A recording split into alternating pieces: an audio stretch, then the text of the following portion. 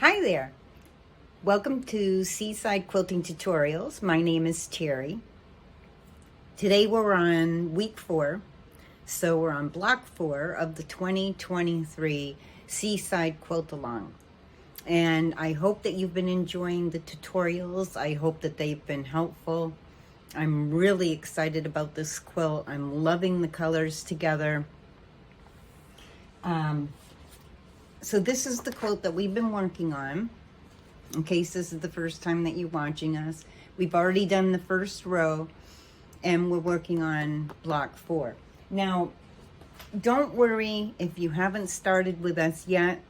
These videos will be on here for the life of the channel. So you can always start later. I know that we're coming into spring. A lot of people are going to be going outside gardening, but it's a great time in your spare time to get ready for Christmas, birthday presents, and so forth. Also, the nice thing that I really like about this pattern and the way that the sashings are is that this would easily be a great sampler quilt. Now, I have a hard time with putting a bunch of fabrics together with all kinds of different colors and whatnot. I see other people do it and they look beautiful when they come out, but I really struggle with it for my personal self.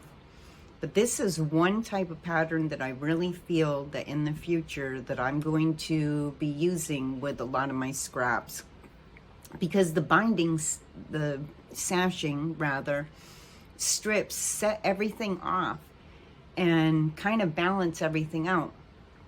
So I'm really liking it, and I have a ton of scraps and they just keep growing and growing and growing. I can't find enough ways to organize them. So I think in the future this is definitely going to be one of my go-tos for a scrap quilt. Now you might be doing this right now if you are joining along with us in a spring color. I was thinking more springy, summery, relaxing. When I was picking out my colors, I had colors everywhere, as I told you before. And so, like I said in the previous videos, you could be doing fall colors, you could be doing Halloween, you could be doing Christmas, school colors, graduations are coming up. This would be a great quilt to do in school colors.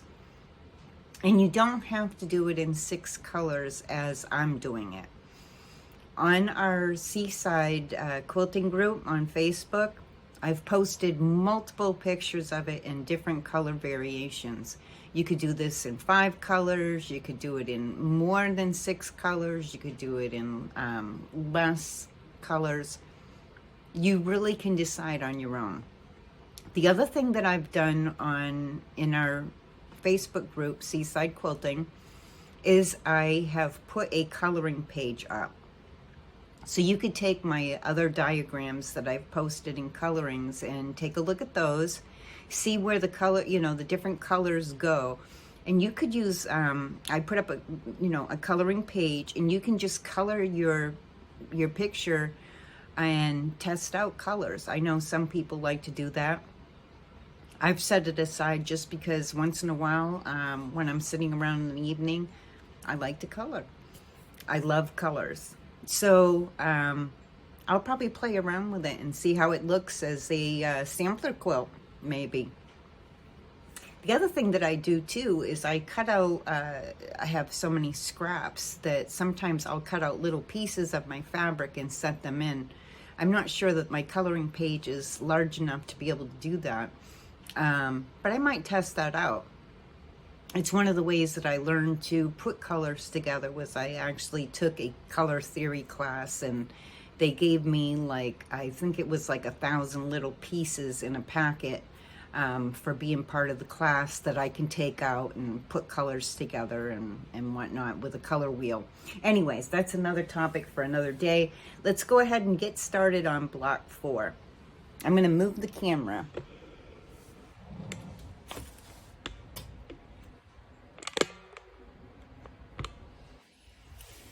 Okay, so block 4 is the Lemoyne single Irish chain. I really like this block. I've used it in table runners.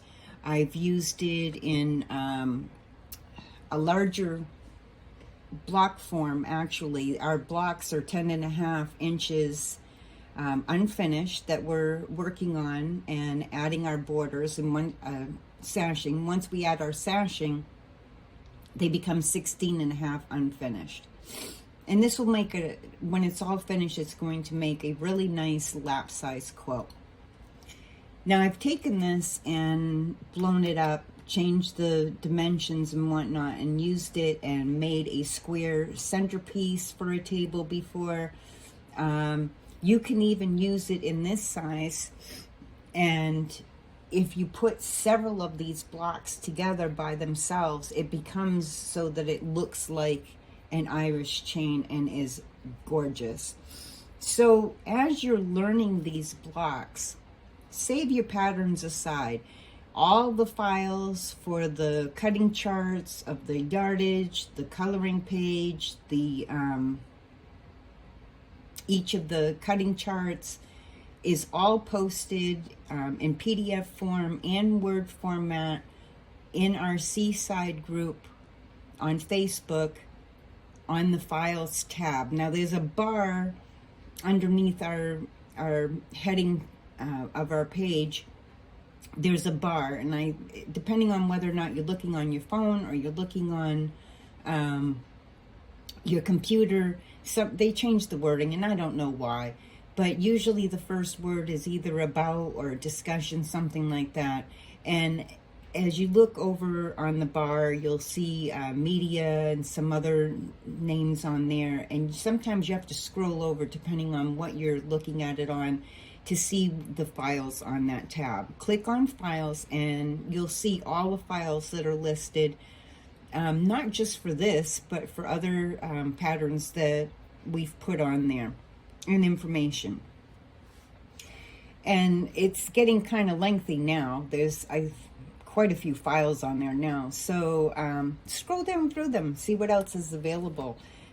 We have other files on there for needles, for thread, for bobbins. There's an informational page for which bobbin goes with which machine, stuff like that. So just scroll on down through and see what's on there. All right, so let's get started with this today. Today will be the first time that you see my 6th color that is in my quilt. You've seen the ones that are in my borders and in my sashing. And particularly, I've been using these extra 3 colors in my quilt. And today I'm adding my 6th color. So this one here looks a little tiny, so you can't really see it, is a batik that is colored like this. And this is, I felt, a great combination with that. So I'll be bringing this in more and more into the blocks as we go. Sorry about my cat crying in the background. My cat, it's getting springtime here in Virginia, and today is a little bit colder, so she asks us to go out, and then she cries to come right back in because she feels like it's too cold on her paws. And then when she's inside and she looks out the door, she decides, oh, I want to go back out. So you'll hear her crying periodically. I'm really sorry behind me. She's just in that mode where she's not going to leave me alone. So I'm just going to ignore her.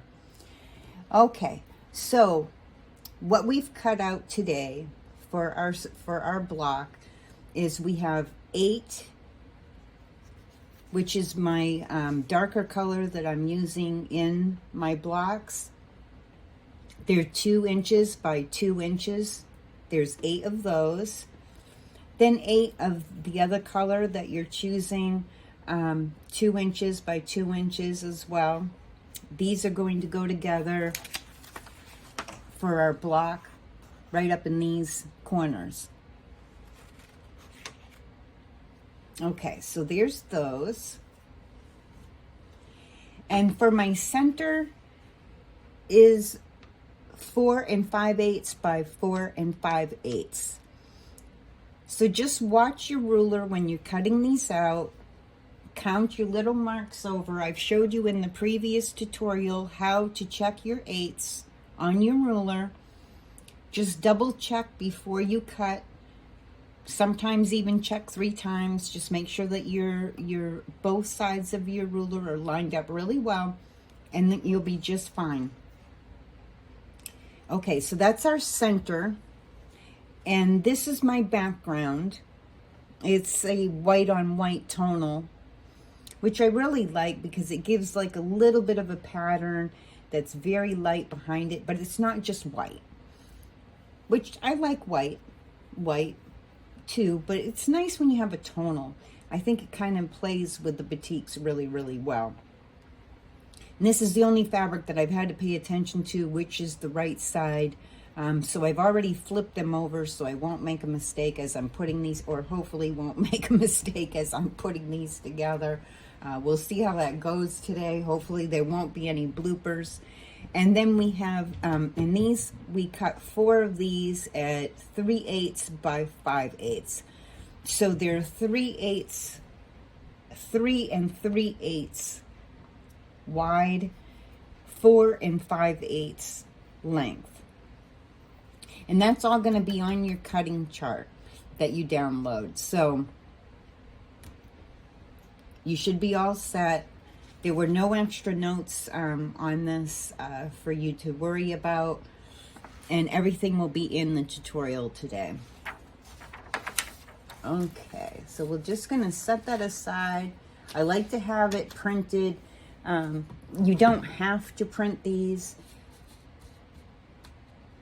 but it's nice because I like to have it right when I'm cutting so I can double check. But you could also set your tablet or whatever right next to your cutting area so that you can do the same thing. So the first thing that we're going to do is we're going to take our 2 different colored cornered fabrics and we will put them together. And remember, set your machine at your 2.0 stitch length for the shorter stitch length. And remember to set your machine at the scant 1/4 inch. I'm just trying to remind you because before I built that habit, I used to put a note on my, a sticky note on my sewing machine. So whenever I got done sewing, so that when I came back, I remembered to set my machine at my scant 1/4 inch, because until I built that habit, sometimes my quilt would get sewn a little bit in the scant 1/4 inch, and then some of my blocks were in a 1/4 inch, and so they didn't measure up the same when I got done, and it was frustrating. So I started doing a sticky note on my machine to remember that when I come over to sew, I reset my machine the way that it needs to be. Now I've built the habit, so I'm pretty good on it. Okay, so we're going to take those 2 fabrics, right sides together. I'm using batiks for the most part, except for this white. So I really don't have to worry about front and back. I can just put my pieces together. That's one of the lovely things about batiks, is that I don't have to worry about that. But I did make sure that I flip these around, and hopefully I won't make a mistake today. So let's sew these together.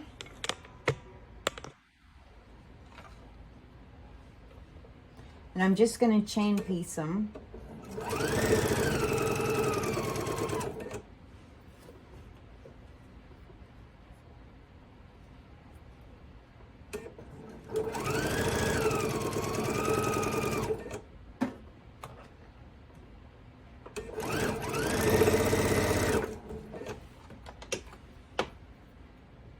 And those of you that have been following me know that I use a leader piece when I start out. That prevents any fabric bunching. because if thread bunching rather, if you have thread that bunches up in the beginning, it's gonna, when you go to flip your fabric over, it's going to take up extra space, and the measurement's going to be off in your fold. And I use an ender piece because when I get done, that ends up being my leader piece when I start sewing again. And pretty much a piece of fabric, because I mainly quilt, usually a piece of fabric stays in here almost at all times, except when I'm doing my binding. Okay, so we're going to press these to the dark side. And I'm pressing every single one of them to the dark side. So I set my stitches first. Remember, don't iron. You just want to press, press, press. And I'm going to finger press it open to make sure that I don't have any of my fabric overlapping on the other fabric. I want it completely open to the seam itself. Then I'll set my quilter's clapper on there for a second while I'm pressing my next one.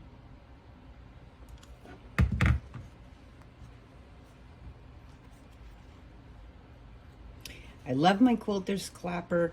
You're never going to hear me not talk about my quilter's clapper because it flattens my blocks out. It makes them nice as I'm putting them together, and also it makes it nice for when I'm long arming. I use it at my ironing table when I'm doing binding. I will use it as I go along when I'm pressing my binding and whatnot. And I use it all the time now. Okay, so we have our two squares sewn together. We're going to flip one like so and put right sides together. Now I'm going to put a clip on this side, and I'll tell you, if you do not pin and you do not clip, as you sew, your fabric will tend to shift. And then all of a sudden you'll notice that on one side you have more fabric than the other side, and they can get miscombobulated, and then your blocks are not squared up properly. So I clip on this side, which keeps it nice and sturdy. Remember, because we did our seams going to the dark side, when we're putting these together, those seams are going to butt up against each other. And you can just kind of wiggle your fingers back and forth, and you can feel when they've locked into each other. And I just check to make sure that my fabric is staying aligned with each other, and I'm going to push my pin straight through, and then I will check on the back side to make sure that my pin went right next to that seam. And it did. Luckily, I didn't go in at an angle. If I go in at an angle and I see my pin's way over here somewhere, I take it out and I do it again.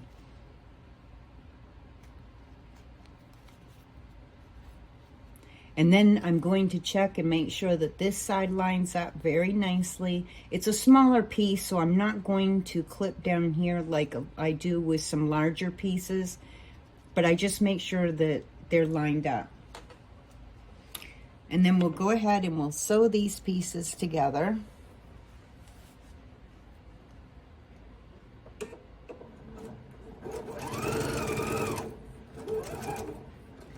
And remember, slow down as you're getting closer to your pin. And you want to sew until you're almost to your pin, but you do not want to hit your pin with your needle. That will bust your needle. It's bad for your machine to break needles. And it's really important when you're starting a new project that's going to take a long time to change to a brand new needle. Our needles dull. The more that we use them, they don't sew as well, and they have a tendency to, they take a lot of heat as they're going through your fabric, moving up and down. They're building up heat, And that heat takes away from the strength of the needle. So eventually, the more and more that we use a needle, the less and less strong that it is. So if you have overused a needle, when it hits a thick seam, it has a tendency that it can bust on you. And a needle that breaks can set off your tension in your machine. And it's very expensive to have your machine cleaned and repaired. So it's just better to change out your needles. Averagely, you only want to use your needle 8 to 10 hours. The titaniums can go like 10, 11 hours or so. But your regular everyday needles, 8 hours. Now, I know it's hard to judge how many hours you've used a needle. However, any big project like this quilt is definitely going to take at least 8 hours, maybe just a little bit more, okay, of sewing time. When I'm done with this project, this needle will go away. I have a little pill bottle that I stick all my needles in so that when I trash them, they don't end up poking anybody and end up in the environment the wrong way. However, it's very important to change out your needles. You really want to do that each project. I can't stress it enough. Okay, so let's finish sewing this piece.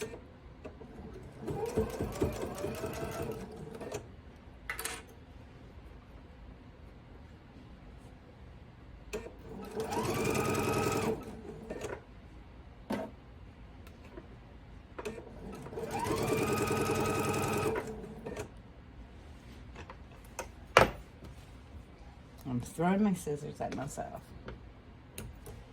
Okay. So now we have our 4 pieces together. I'm just going to give it a quick press. Open it up. It doesn't matter which direction your seam is going in for this fold, because it's not going to be up against another block with a seam.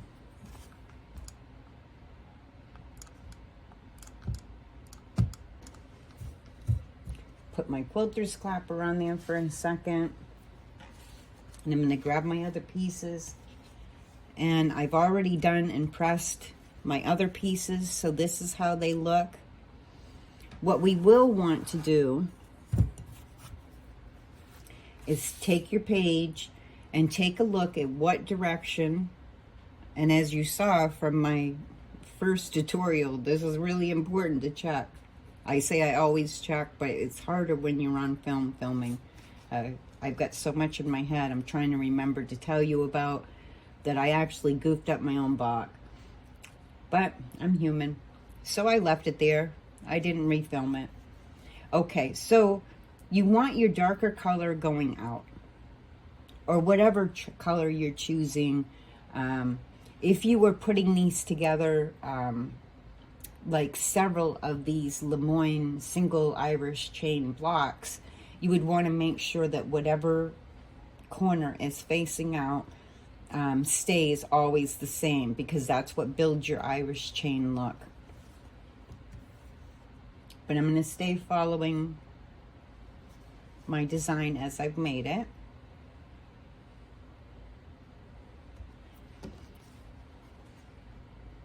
So then your background fabric is going to be going between these, okay? And we have our centerpiece. I gotta move this up a little bit. You have your centerpiece and your two, so these will go lengthwise like this, and your 2 side pieces are going to go this way. And that's your 3 rows that are going to build your block. So you're going to fold over this right side to right side, do your scant 1/4 of an inch. Then you'll fold this over, right side to right side. You'll do your scant 1/4 inch. And the same going down through your rows. So you'll do this side, do your scant 1/4 inch, fold this over right side to right side, do your scant 1/4 inch, and all the way down. So go ahead and sew your rows together, and then, or your pieces together to make your 3 rows. And then we're going to come back and we're going to put our 3 rows together. Now, before you sew your pieces together, excuse me, I got a little sidetracked telling you about the needle. You're going to need to square up these little blocks so that they will measure up to your background pieces. Now, right now, it's a little bit off. It's not off by a lot, but it is off by a little. To do this, when I'm working in 8ths, I use the Itty Bitty 8ths square by Creative Grids. It's perfect because you can see all your 8ths going across in all directions on this ruler. I'm hoping that I'm being able to get this into the camera well enough for you to see it. You have all your markings in white and black to help you with whatever fabric you're using, whether you're using light or dark fabric. And this really helps you to square things up. And I'm going to show you how this works. So let me just readjust my camera a little bit more. I want to bring you closer because I'm really hoping to get this close up in the camera as I can for you to view it. So you're going to, I've already done my other 3, but you're going to take your piece and you want to lay your ruler on here. And the nice thing is right at the top of your ruler, it actually says an 1/8, 3/8, 5/8, and 7/8. So as you go across, those are the most common ones. And in white, it will have 1/4, 1/2, 3/4, and your whole marking. That way you can see your ace in between. So your 1/8 is, of course, an 1/8. Your 1/4 is 2/8, and 3/8, and then your 1/2 is 4/8, and so forth, just to keep that in mind. So I'm going to lay my ruler on here, and I need to square this up to 3 3/8 so that it will go with my background fabric. So I'm going to adjust my ruler, and I'm going to try to get you even closer here because I really, really want you to be able to view this on the camera.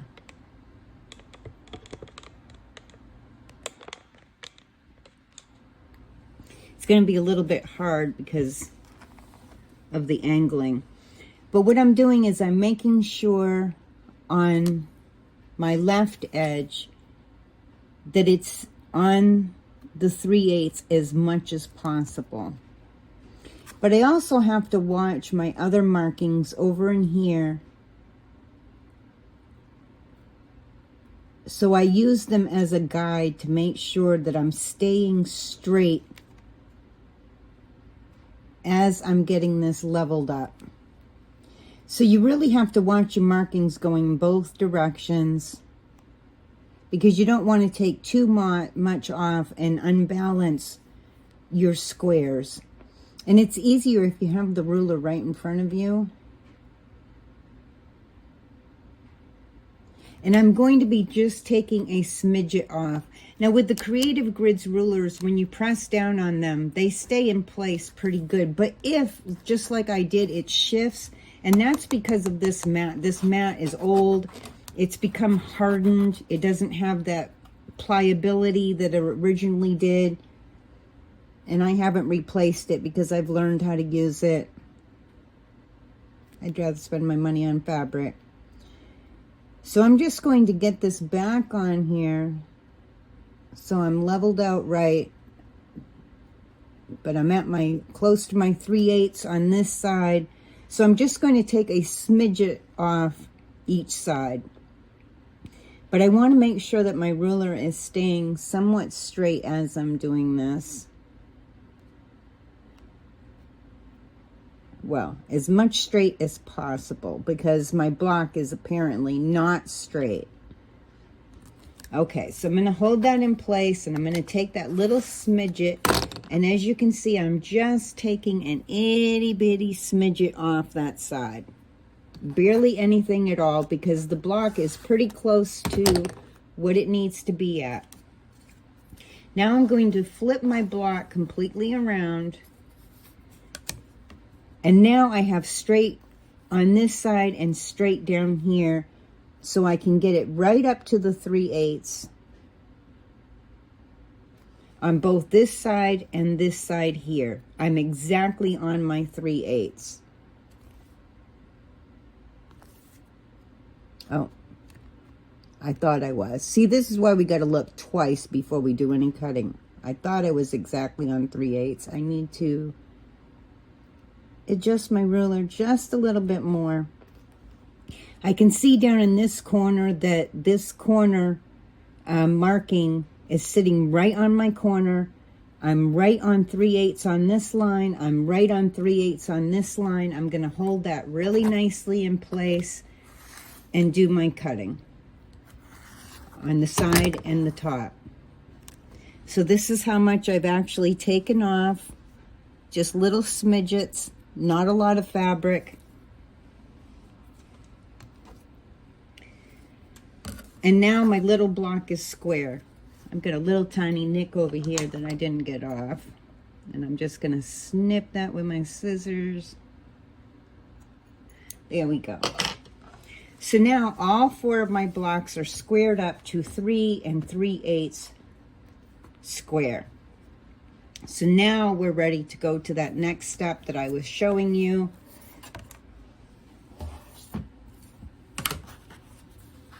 Which is where you took your diagram, lined all your pieces up to make sure that you've got them going in the right direction. Let me adjust my camera another time. Sorry about that.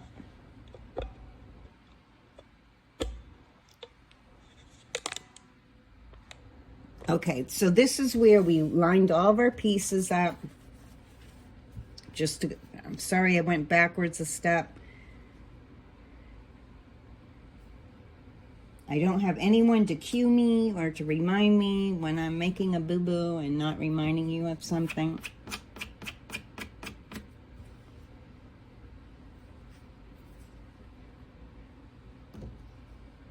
So you get all your pieces together. I've already sewn this one together.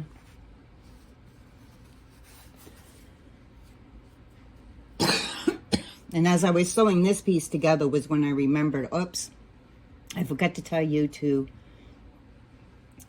square up your little blocks so that they're going to match up.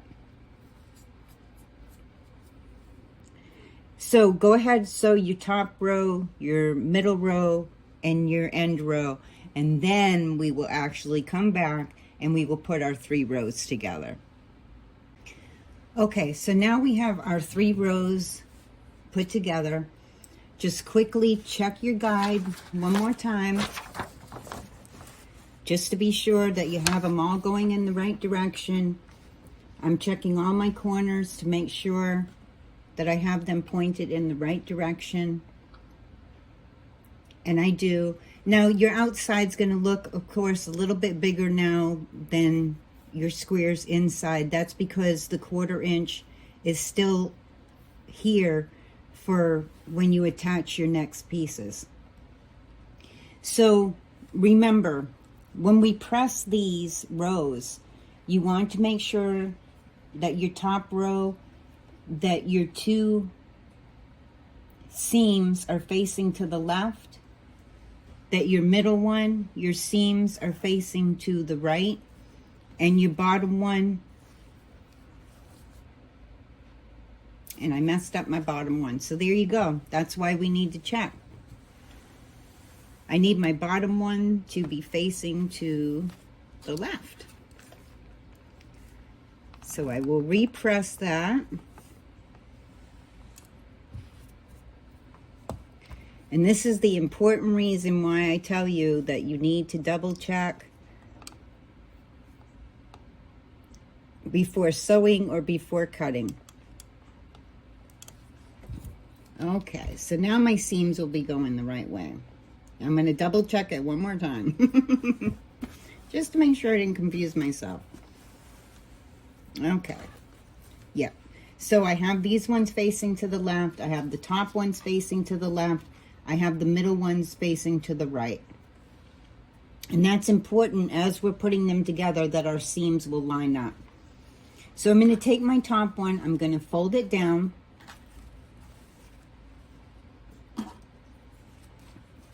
And because I'm working with longer pieces now, I'm going to first clip it up in the corner. The longer the piece, the more chance of them shifting. So I also clip it down here. That just makes sure that my piece is staying nice and steady as I go. And I'm also going to clip this side until I get it to the where I'm going to sew. And I'm going to clip it down here as well. So when I take this clip out, this will stay nice and steady down here and won't shift on me. And I know it takes a little extra time for this clipping and pinning, but this just helps with our accuracy. Now I'm going to put my two seams together right up here. I'm going to slide them up against each other until I feel them butt against each other. Just wiggle my fingers. I'm checking both my back and my front to make sure that my edges are flush. And then I'm going to take my pin, and one more time we're going to poke it down through. Check our back.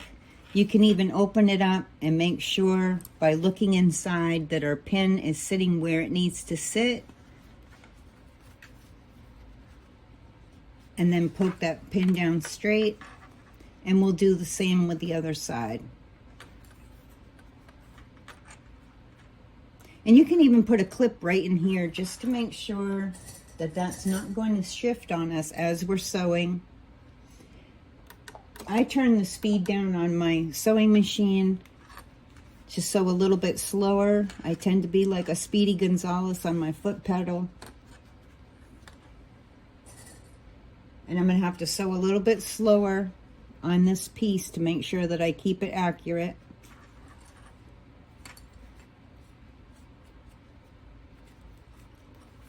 And here my pin went in just a little bit off, but I'm going to be able to see my pin mark when I pull it out, and I'm going to slide it over just to the outside of that seam. Make sure that I just wiggle it a little bit, make sure that my pin is nice and straight, and then poke it down through. And once again, I check my edges to make sure that they're flush all the way so I don't have my piece come out warped.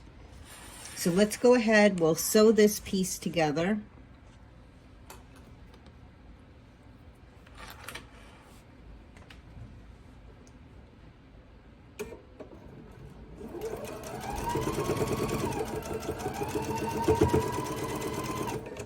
And once again, I'm going to slow down as I'm coming to my pin, get close to my pin,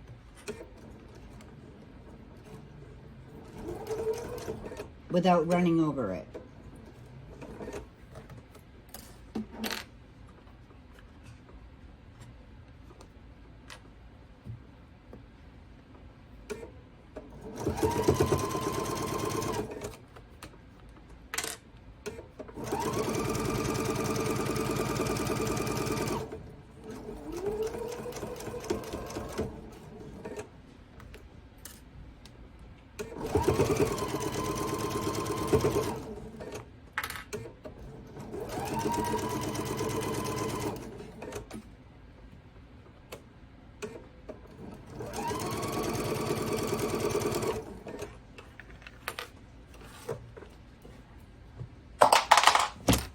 And I'm throwing my scissors again. Trying to Good thing these are good scissors because they're little tiny gingers. They don't do the designer ones anymore. I think this year or last year was the last time they did the designer ones, which is kind of sad. But you can still get the all silver gingers, and I love them. They're nice and sharp. They're very handy, a very good size. Whoops, clip that. Okay, I'm gonna have to fix that later because I went and clipped my fabric where I shouldn't have. Okay.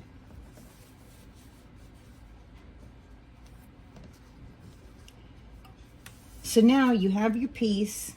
Don't do what I did.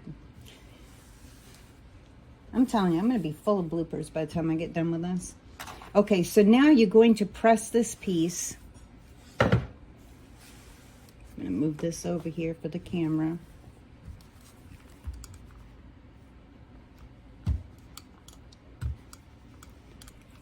And then I'm just going to, again, I'm going to fold it open.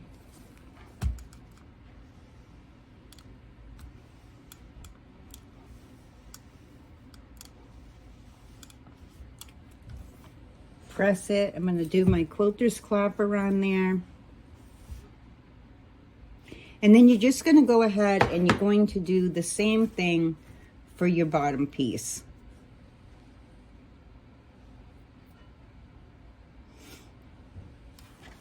And once you've sewn your bottom piece in, I'm going to fix that top. I went and clipped it into my fabric by mistake.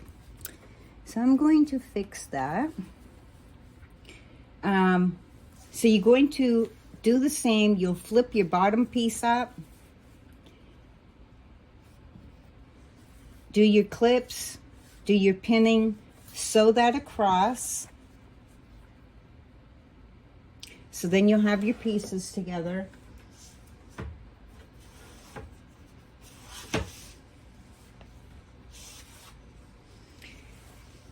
Now, we have to take our chart, our beginning chart that we have that shows how our sashings go together and how our blocks go together. So this time, the second row of our quilt, it changes just a little bit. Let me get that out of the way.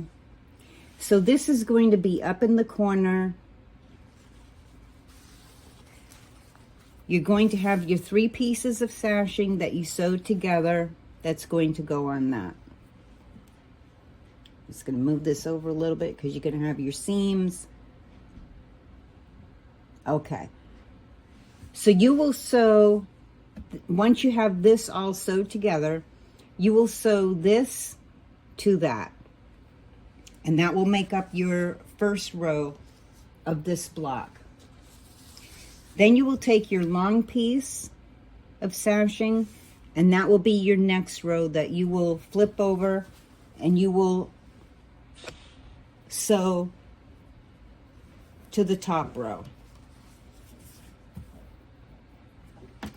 Then you will take your bottom sashing,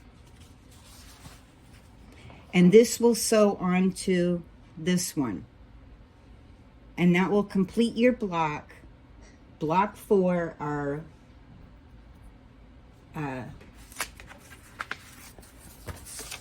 Lemoyne single Irish chain. So that's it for this week. I will see you again next Friday for block 5.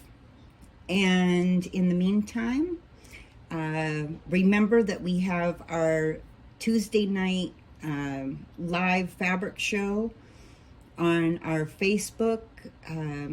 If you, I can't remember the number, but I post the number. If you look in the comment that I have below my video, it tells you the number that if you, the phone number that if you text SEW to that number, you can get announcements whenever we have pop-ups or lives or special sales, announcements for when our next block is being released and so forth will be on there. You can join us in our Seaside Quilting Facebook group. That's where you can download your PDF files or your Word files for your cutting charts and your yardage charts, etc. And also, if this is the first time that you're watching us, that's wonderful. Please subscribe and click on that little bell right next to the subscribe button, and you will be able to set your notifications to all so that each time a new block comes out each week, you'll get a notification that it's ready to be viewed. And also any other tutorials that come up in the meantime. I'll be doing some short tutorials here and there once I get these all filmed so that they'll be ready to go out to you each week. I will be doing some shorts about binding, some more panel ideas. Let me see, I've got a whole list of things. I did one on points.